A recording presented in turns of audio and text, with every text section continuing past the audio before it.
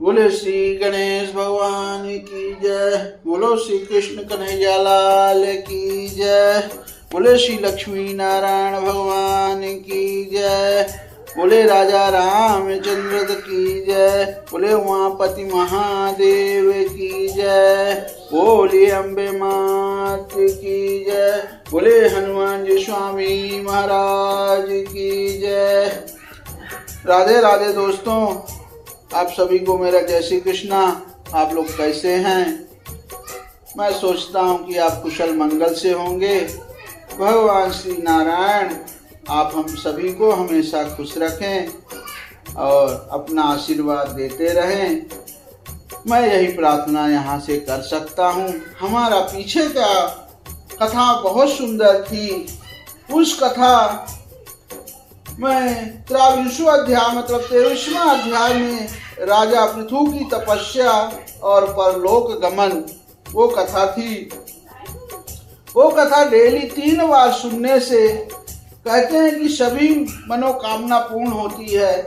उस कथा में आपको स्वयं श्री भगवान वेद व्यास जी ने लिखा हुआ है कि जो पुरुष इस परम पवित्र चरित्र को श्रद्धा पूर्वक एकाग्र चित्त से पढ़ता सुनता अथवा सुनाता है वह भी महाराज पृथु के पद भगवान के परम धाम को प्राप्त होता है।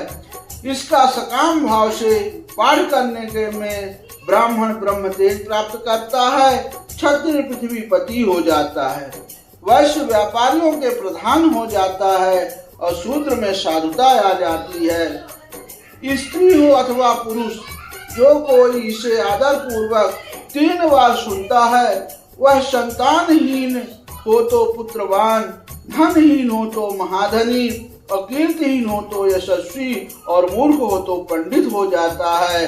यह चरित्र मनुष्य मात्र का कल्याण करने वाला है और अमंगल को दूर करने वाला है। बहुत सुंदर वो कथा है, आप लोग जरूर सुनिएगा। अब आज हम आपको कथा सुनाएंगे। बहुत सुंदर कथा है। पृथु की वंश परंपरा और प्राचेताओं को भगवान रुद्र का उपदेश। अब जिसके लिए आपका इंतजार था कि प्राचेता कौन थे, जो रामायण काल में वाल्मीकि ऋषि जो थे वो उन्हीं के वंशज हैं, तो उनकी कथा अब हम आपको यहाँ सुनाएंगे। 24वें अध्याय में है श्रीमद् भागवत महापुराण चतुर्थ स्कंध अर्थ 24वें अध्याय यानी 24वां अध्याय में वो कथा आपको मिलेगी। अब कथा है, श्री मैत्रेय जी कहते हैं, विदुर जी महाराज पृथु के बाद उनके पुत्र परम यशस्वी विजिताश्व राजा हुए। अब महाराज पृथु के उनके बाद जो उनका एक पुत्र थे विजिताश्व राजा हुए, उनका अपने छोटे भाइयों पर बड़ा स्नेह था, इसलिए उन्होंने चारों को एक एक दिशा का अधिकार सौंप दिया। देखिए कितना सुंदर कथा है। अब आगे कथा है कि राजा विजिताश्व ने हर्यक्ष को पूर्व, धूम्रकेश को दक्षिण और वृक्क को पश्चिम और द्रविड़ को उत्तर दिशा का राज दे दिया। उन्होंने इंद्र से अंतर्ध्यान होने की शक्ति प्राप्त की थी, इसीलिए उन्हें अंतर्धान भी कहते हैं। उनकी पत्नी का नाम शिखंडनी था। देखिए सुंदर कथा है। पत्नी का नाम शिखंडनी था। उससे उनके 3 पुत्र हुए। उनके नाम पावक, पवमान और सुचि थे। पूर्व काल में वशिष्ठ जी का शाप होने से उपर्युक्त नाम के अग्नियों ने ही उनके रूप में जन्म लिया था। आगे चलकर योग मार्ग से ये भी अग्नि रूप हो गए। अंतर्धान के नवश्वती नाम की पत्नी से एक और पुत्र रत्न हविर्धान प्राप्त हुआ। महाराज अंतर्धान बड़े उदार पुरुष थे। जिस समय इंद्र उनके पिता के अश्वमेध यज्ञ का घोड़ा हर कर ले गए थे, उन्होंने पता लग जाने पर भी उनका वध नहीं किया था। राजा अंतर्धान ने कर लेना, दंड देना, जुर्माना वसूल करना आदि कर्तव्यों का बहुत कठोर एवं दूसरों के लिए कष्टदायक समझकर एक दीर्घकालीन यज्ञ में दीक्षित होने के बहाने अपना राजकाज छोड़ दिया। अब यज्ञ कार्य में लगे रहने पर भी उन आत्मज्ञानी राजा ने भक्त भय भंजन पूर्णतम परमात्मा की आराधना करके सुदृढ़ समाधि के द्वारा भगवान के दिव्य लोक को प्राप्त किया। अब विदुर जी, हविर्धान की पत्नी हविर्धानी ने वहिष्यद, गय, शुक्ल, कृष्ण, सत्य और जितव्रत नाम के 6 पुत्र पैदा किए। कुरुश्रेष्ठ विदुर जी, इनमें हविर्धान के पुत्र महाभाग वहिष्यद यज्ञादि कर्म कांड और योगाभ्यास में कुशल थे। उन्होंने प्रजापति का पद प्राप्त किया। अब उन्होंने एक स्थान के बाद दूसरे स्थान में लगातार इतने यज्ञ किए कि यह सारी भूमि पूर्व की ओर अग्रभाग करके फैलाए हुए कुशों से पट गई। इसी से आगे चलकर वे प्राचीन वहीर नाम से विख्यात हुए। अब राजा प्राचीन वहीरी ने ब्रह्मा जी के कहने से समुद्र की कन्या शतदूत्री से विवाह किया था।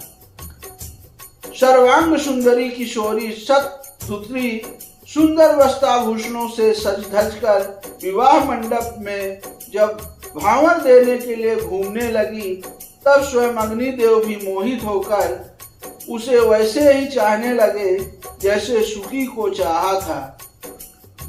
अग्निदेव की पत्नी का नाम सुकी था। अब नवविवाहिता शतदूती ने अपने नूपुरों की झनकार से ही दिशा विदिशाओं के देवताओं, असुर, गंधर्व, मुनि, सिद्ध, मनुष्य और नाग सभी को वश में कर लिया था। शतदूती के गर्भ से प्राचीन वही के प्रचेता नाम के 10 पुत्र हुए। वे सब बड़े ही धर्मज्ञ तथा एक से नाम और आचरण वाले थे।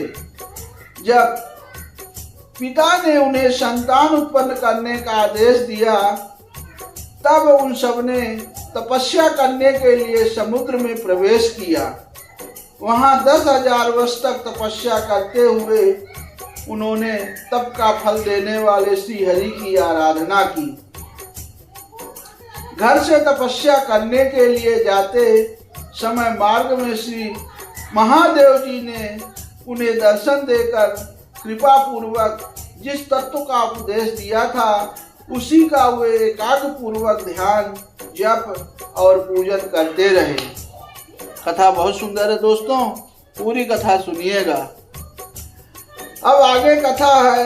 विदुर जी ने पूछा कि ब्राह्मण मार्ग में प्रचेताओं का श्री महादेव जी के साथ किस प्रकार समागम हुआ और उन पर प्रसन्न होकर भगवान शंकर ने उन्हें क्या उपदेश किया, वह सारयुक्त बात आप कृपा करके मुझसे कहिए।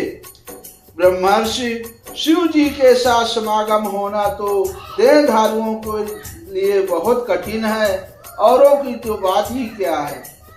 मुनिजन भी सभी प्रकार की आसक्ति छोड़कर उन्हें पाने के लिए उनका निरंतर ध्यान ही किया करते हैं, किंतु सहज में पाते नहीं। यद्यप भगवान शंकर आत्मा राम है, उन्हें अपने लिए ना कुछ करना है ना पाना, तो भी वह लोक सृष्टि की रक्षा के लिए अपनी घोर रूप शक्ति शिवा के साथ सर्वत्र विचरते रहते हैं। बहुत सुंदर। अब श्री मैत्रेय जी ने कहा, विदुर जी, साधु स्वभाव प्रचेतागण पिता की आज्ञा शिरोधार्य कर तपस्या में चित्त लगा पश्चिम की ओर चल दिए। चलते चलते उन्होंने समुद्र के समान विशाल एक सरोवर देखा। वह महापुरुषों के चित्त के समान बड़ा ही स्वच्छ था तथा उसमें रहने वाले मत्स्य आदि जल जीव भी प्रसन्न जान पड़ते थे। उसमें नील कमल, लाल कमल रात में, दिन में और सायंकाल में खिलने वाले कमल तथा इंदिवर आदि अन्य कई प्रकार के कमल सुशोभित थे। उसके तटों पर हंस, सारस, चकवा और कारंडव आदि जल पक्षी चहक रहे थे। उसके चारों ओर तरह तरह के वृक्ष और लताएं थी। उन पर मतवाले भंवरे गूंज रहे थे। उनकी मधुर ध्वनि से हर्षित होकर मानो उन्हें रोमांच हो रहा था। कमल कोश के परांग पुंज वायु के झकोरों से चारों ओर उड़ रहे थे, मानो वहां कोई उत्सव हो रहा है। वहां मृदंग, प्रणव आदि बाजों के साथ अनेकों दिव्य राग रागनियों के क्रम की गायन की मधुर ध्वनि सुनकर उन राजकुमारों को बड़ा आश्चर्य हुआ। इतने में ही उन्होंने देखा कि देवाधिदेव भगवान शंकर अपने अनुचरों के सहित उस सरोवर से बाहर आ रहे हैं। उनका शरीर तपी हुई स्वर्ण राशि के समान कांतिमान है, कंठ नील वर्ण है तथा 3 विशाल नेत्र हैं। वे अपने भक्तों पर अनुग्रह करने के लिए उद्धत हैं। अनेकों गंधर्व उनका सुयश गा रहे हैं। उनका सहसा दर्शन पाकर प्रचेताओं का बड़ा कुतूहल हुआ और उन्होंने शंकर जी के चरणों में प्रणाम किया।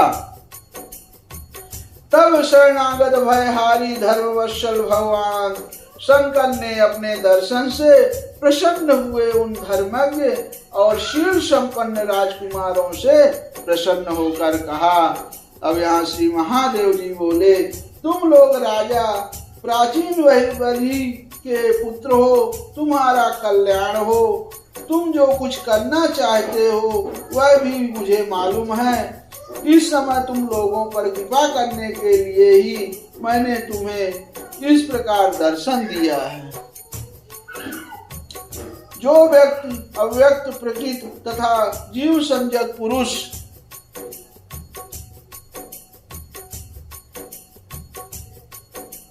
इन दोनों के नियामक भगवान वासुदेव की साक्षात शरण लेता है वह मुझे परम प्रिय है। अपने वर्णाश्रम धर्म का भली भांति पालन करने वाला पुरुष 100 जन्म के बाद ब्रह्मा के पद को प्राप्त होता है और इससे भी अधिक पूर्ण होने पर वह मुझे प्राप्त होता है। परंतु जो भगवान का अनन्य भक्त है वह तो मृत्यु के बाद जो भगवान का अनन्य भक्त है, इस प्रकार भगवान भक्तों को भी मुझसे बढ़कर और कोई कभी प्रिय नहीं, भक्तों को भी बढ़कर और कोई कभी प्रिय नहीं होता। अब मैं तुम्हें एक बड़ा ही पवित्र, मंगलमय और कल्याणकारी स्तोत्र सुनाता हूँ। इसका तुम लोग शुद्ध भाव से जप करना। श्री मैत्रेय जी कहते हैं, तब नारायण परायण करुणा हृदय भगवान शिव ने अपने सामने हाथ जोड़े हुए खड़े हुए उन राजपुत्रों को यह स्तोत्र सुनाया। जब भगवान रुद्र स्तुति करने लगे, भगवान अपना उत्कर्ष उच्च कोटि के आत्मज्ञानियों के कल्याण के लिए निज आनंद लाभ के लिए है। उससे मेरा भी कल्याण हो। आप सर्वदा अपने निरतिशय परमानंद स्वरूप में स्थित रहते हैं। ऐसे सर्वात्मक आत्मस्वरूप आपको नमस्कार है। आप पद्मनाभ यानी समस्त लोगों के आदि कारण हैं। भूत सूक्ष्म और इंद्रियों के नियंता शांत एक रस और स्वयं प्रकाश वासुदेव भी आप ही हैं। आपको नमस्कार है। आप ही सूक्ष्म अनंत और मुखाग्नि के द्वारा संपूर्ण लोकों का संहार करने वाले अहंकार के अधिष्ठाता संकर्षण तथा जगत के प्रकृष्ट ज्ञान के उद्गम स्थान, बुद्धि के अधिष्ठाता प्रद्युम्न हैं, आपको नमस्कार है। आप ही इंद्रियों के स्वामी, मनस्तत्व के अधिष्ठाता भगवान अनिरुद्ध हैं, आपको बार बार नमस्कार है। आप अपने तेज से जगत को व्याप्त करने वाले सूर्य देव हैं। पूर्ण होने के लिए कारण आप में वृद्धि और क्षय नहीं होता, आपको नमस्कार है। ऐसा स्तुति वो लोग कर रहे हैं। अब आगे यह कथा कि आप स्वर्ग और मोक्ष के द्वारा तथा निरंतर पवित्र हृदय में रहने वाले हैं, आपको नमस्कार है। आप ही स्वर्ण रूप, वीर रूप से युक्त और चातुर्वर्त कर्म से साधन तथा विस्तार करने वाले अग्निदेव हैं, आपको नमस्कार है। आप पितर और देवताओं के पोषक सोम हैं तथा तीनों वेदों के अधिष्ठाता हैं। हम आपको नमस्कार करते हैं। आप ही समस्त प्राणियों को तृप्त करने वाले सर्वरस यानी जल रूप हैं, आपको नमस्कार है। आप समस्त प्राणियों के देह पृथ्वी और विराट स्वरूप है तथा त्रिलोकी की रक्षा करने वाले मानसिक, इंद्रिय और शारीरिक शक्ति स्वरूप प्राण हैं, आपको नमस्कार है। आप ही अपने गुण शब्द के द्वारा समस्त पदार्थों का ज्ञान कराने वाले तथा बाहर भीतर का भेद करने वाले आकाश हैं तथा आप ही महान पुण्यों को प्राप्त होने वाले परम तेजोमय स्वर्ग वैकुंठादि लोक हैं, आपको पुनः पुनः नमस्कार है। आप पितृलोक की प्राप्ति कराने वाले प्रवृत्ति कर्म रूप और देवलोक की प्राप्ति के साधन निर्वृत्त कर्म रूप हैं तथा आप ही अधर्म के फल स्वरूप दुखदायक मृत्यु हैं, आपको नमस्कार है। नाथ, आप ही पुराण पुरुष तथा सांख्य और योग के अधीश्वर भगवान श्री कृष्ण हैं। आप सब प्रकार की कामनाओं की पूर्ति के कारण साक्षात मंत्र मूर्ति और महान धर्म स्वरूप हैं। आपकी ज्ञान शक्ति किसी भी प्रकार कुंठित होने वाली नहीं है, आपको नमस्कार है, नमस्कार है। आप ही कर्ता, करण और कर्म तीनों शक्तियों के एकमात्र आश्रय हैं। आप ही अहंकार के अधिष्ठाता रुद्र हैं।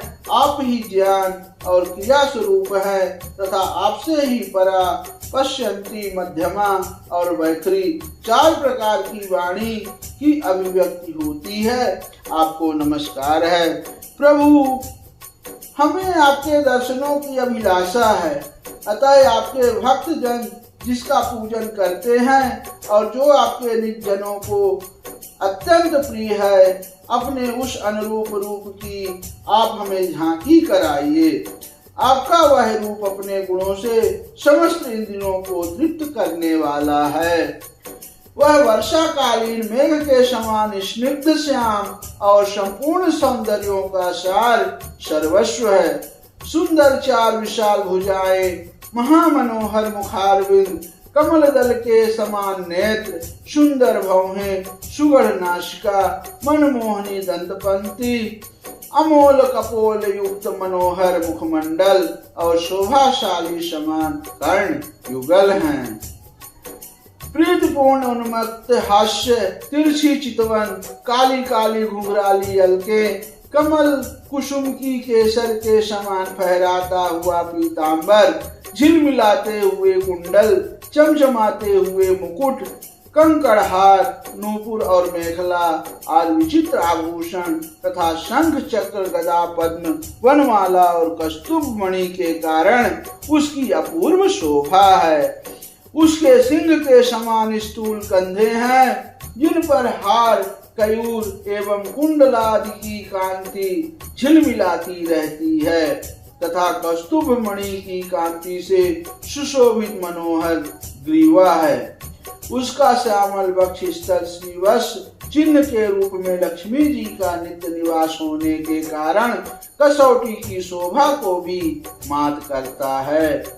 उसका त्रिवली से सुशोभित पीपल के पत्ते के समान सुडौल उधर श्वास के आने जाने से हिलता हुआ बड़ा ही मनोहर जान पड़ता है। उसमें जो भंवर के समान चक्करदार नाभि है वह इतनी गहरी है कि उससे उत्पन्न हुआ यह विश्व मानो फिर उसी में लीन होना चाहता है। श्याम वर्ण कटी भाग में पीतांबर और स्वर्ण की मेखला शोभायमान है। समान और सुंदर चरण पिंडली जांघ और घुटने के कारण आपका दिव्य विग्रह बड़ा ही सुघड़ जान पड़ता है। आपके चरण कमलों की शोभा शरद ऋतु के कमल दल की कांति का भी तिरस्कार करती है। उनके नखों से जो प्रकाश निकलता है वह जीवों के हृदय अंधकार को तत्काल नष्ट कर देता है। हमें आप कृपा करके भक्तों के भयहारी एवं आश्रय स्वरूप उसी रूप का दर्शन कराइए। जगत गुरु, हम अज्ञान वृत्त प्राणियों को अपनी प्राप्ति का मार्ग बतलाने वाले आप हमारे ही गुरु हैं। प्रभु, चित्त शुद्धि की अभिलाषा रखने वाले पुरुष को आपके इस रूप का निरंतर ध्यान करना चाहिए। इसकी भक्ति से स्वधर्म का पालन करने वाले पुरुषों को अभय कराने वाली है। स्वर्ग का शासन कराने वाला इंद्र भी आपको ही पाना चाहता है तथा विशुद्ध आत्मज्ञानियों की गति भी आप ही हैं। इस प्रकार आप सभी देहधारियों के लिए अत्यंत दुर्लभ हैं। केवल भक्तिमान पुरुष ही आपको पा सकते हैं। सत्पुरुषों के लिए भी दुर्लभ अनन्य भक्ति से भगवान को प्रसन्न करके जिनकी प्रसन्नता किसी अन्य साधना से दुसाध्य है, ऐसा कौन होगा जो उनके चरण तल के अतिरिक्त और कुछ चाहेगा। जो काल अपने अदम्य उत्साह और पराक्रम से फड़कती हुई भावों के इशारे से सारे संसार का संहार कर डालता है, वह भी आपके चरणों की शरण में गए हुए प्राणी पर अपना अधिकार नहीं मानता। ऐसे भगवान के प्रेमी भक्तों का यदि आधे क्षण के लिए भी समागम हो जाए तो उसके सामने मैं स्वर्ग और मोक्ष को कुछ नहीं समझता। मर्त्य लोक के तुच्छ भोगों की तो बात ही क्या है। प्रभु, आपके चरण संपूर्ण पाप राशि को हर लेने वाले हैं। हम तो केवल यही चाहते हैं कि जिन लोगों ने आपकी कीर्ति और तीर्थ यानी गंगा जी में आंतरिक और बाह्य स्नान करके मानसिक और शारीरिक दोनों प्रकार के पापों को धो डालता है तथा जो जीवों के प्रति दया, राग, द्वेष रहित चित्त तथा सरलता आदि गुणों से युक्त है, उन आपके भक्त जनों का संग हमें सदा प्राप्त होता रहे। यही हम पर आपकी बड़ी कृपा होगी। अब जिस साधक का चित्त भक्ति योग से अनुग्रहित एवं विशुद्ध होकर ना तो वाय विषयों में भटकता है और ना अज्ञान गुहा रूप प्रकृति में लीन होता है, वह अनायास ही आपके स्वरूप का दर्शन पा जाता है, जिसमें यह सारा जगत दिखाई देता है और जो स्वयं संपूर्ण जगत में भास रहा है वह आकाश के समान विस्तृत और परम प्रकाशमय ब्रह्म तत्व आप ही हैं। भगवान, आपकी माया अनेक रूप धारण करती है। इसी के द्वारा आप इस प्रकार जगत की रचना, पालन और संहार करते हैं जैसे यह कोई श्रद्धस्तु हो, किंतु इससे आप में किसी प्रकार का विकार नहीं आता। माया के कारण दूसरे लोगों में ही भेद बुद्धि उत्पन्न होती है। अब परमात्मा पर वह अपना प्रभाव डालने में असमर्थ होती है। आपको तो हम परम स्वतंत्र ही समझते हैं। आपका स्वरूप पंचभूत इंद्रिय और अंतःकरण से प्रेरक रूप में उपलक्षित होता है। जो कर्मयोगी पुरुष सिद्धि प्राप्त करने के लिए तरह तरह के कर्मों द्वारा आपके इस सगुण साकार स्वरूप का श्रद्धा पूर्वक भली भांति पूजन करते हैं, वो ही वेद और शास्त्रों के सच्चे मर्मज्ञ हैं।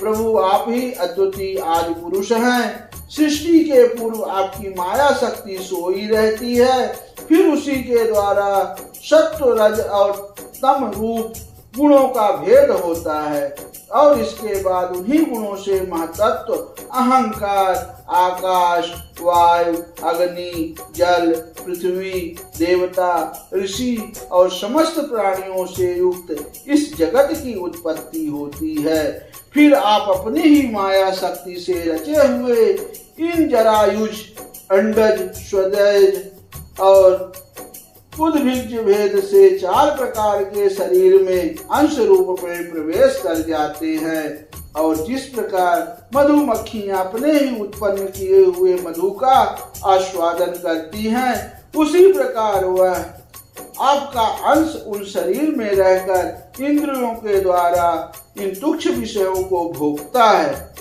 आपके उस अंश को ही पुरुष या जीव कहते हैं। प्रभु आपका तत्व ज्ञान प्रत्यक्ष में नहीं अनुमान से होता है। प्रलय काल उपस्थित होने पर काल स्वरूप आप ही अपने प्रचंड एवं अशह वेग से पृथ्वी आदि भूतों को अन्य भूतों से विचलित कराकर समस्त लोगों का संहार कर देते हैं। जैसे वाग अपने असहनीय एवं प्रचंड झोंकों से मेघों को द्वारा ही मेघों को तितर बितर करके नष्ट कर डालती है। भगवान यह मोहग्रस्त जीव प्रमादवश हर समय इसी चिंता में रहता है कि अमुक कार्य करना है, इसका लोभ बढ़ गया है और इसे विषयों की ही लालसा बनी रहती है, किंतु आप सदा ही सजग रहते हैं। भूख से जीभ लपलपाता हुआ सर्प जैसे चूहे को चट कर जाता है, उसी प्रकार आप अपने काल स्वरूप से उसे सहसा लील जाते हैं। आपकी अवहेलना करने के कारण अपनी आय को व्यर्थ मानने वाला ऐसा कौन विद्वान होगा जो आपके चरण कमलों को विसारेगा। इसकी पूजा तो काल की आशंका से ही हमारे पिता ब्रह्मा जी और शंभु आज 14 मनुओं ने भी बिना कोई विचार किए केवल श्रद्धा से ही की थी। ब्राह्मण इस प्रकार सारा जगत रुद्र रूप काल से भय से व्याकुल है। अतः परमात्मन इस तत्व को जानने वाले हम लोगों के तो इस समय आप ही सर्वथा भय शून्य आश्रय हैं। राजकुमारों, तुम लोग विशुद्ध भाव से स्वधर्म का आचरण करते हुए भगवान में चित्त लगाकर मेरे कहे हुए इस स्तोत्र का जप करते रहो। भगवान तुम्हारा मंगल करेंगे। तुम लोग अपने अंतःकरण में स्थित उन सर्वभूतांतयामी परमात्मा श्री हरि का ही बार बार स्तवन और चिंतन करते हुए पूजन करो। मैंने तुम्हें यह योग आदेश नाम का स्त्रोत सुनाया है। तुम लोग इसे मन से धारण कर मुनि व्रत का आचरण करते हुए इसका एकाग्रता से आदर पूर्वक अभ्यास करो। यह स्तोत्र पूर्व काल में जगत विस्तार के लिए इच्छुक प्रजापतियों के पति भगवान ब्रह्मा जी ने प्रजा उत्पन्न करने की इच्छा वाले हम भृगु आज अपने पुत्रों को सुनाया था।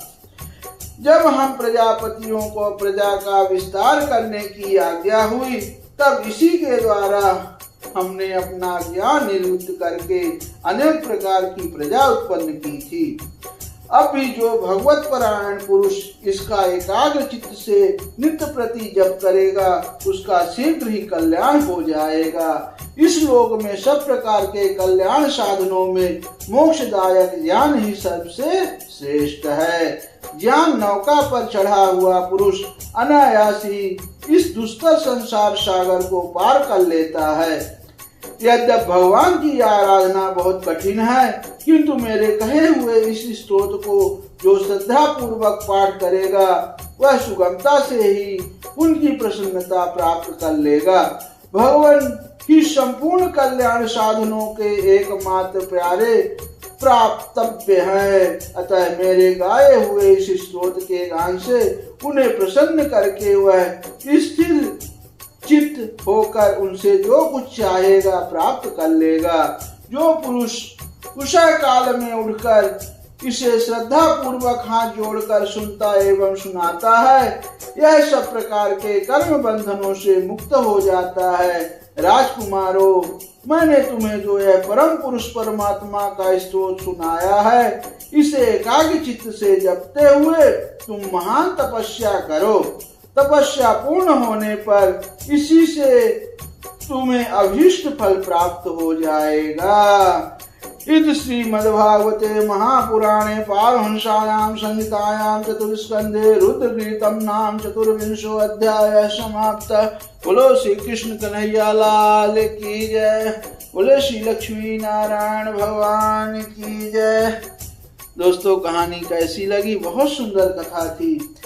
हम जो भी कथा सुनाते हैं वो सभी कल्याण करने वाली, कुछ न कुछ मोक्ष देने वाली, कोई भी दुख हो उसको दूर करने वाली और भवसागर से पार करने वाली कथा हम आप लोग को सुना रहे हैं। ये कथाएं आप जितनी बार भी सुनिए उतनी कम पड़ेगी। ये मैं नहीं कहता, ये हमारा महापुराण कह रहा है। अब आप सभी को मेरा जय श्री राधे कृष्णा। फिर अगले मिलेंगे हम पंचविंशो अध्याय में पुरंजनोपाख्यान का प्रारंभ। अब वो बहुत सुंदर कथा आगे और मिलेगी। एक से बढ़कर एक कथा हमारे श्रीमद् भगवत पुराण कथा में है, हमारे वीडियो में आपको मिलेगी। तो कृपा करके आप लोग चैनल को जरूर सब्सक्राइब करना, वीडियो देखते रहे, भगवान चित्तन आनंद लेते रहे।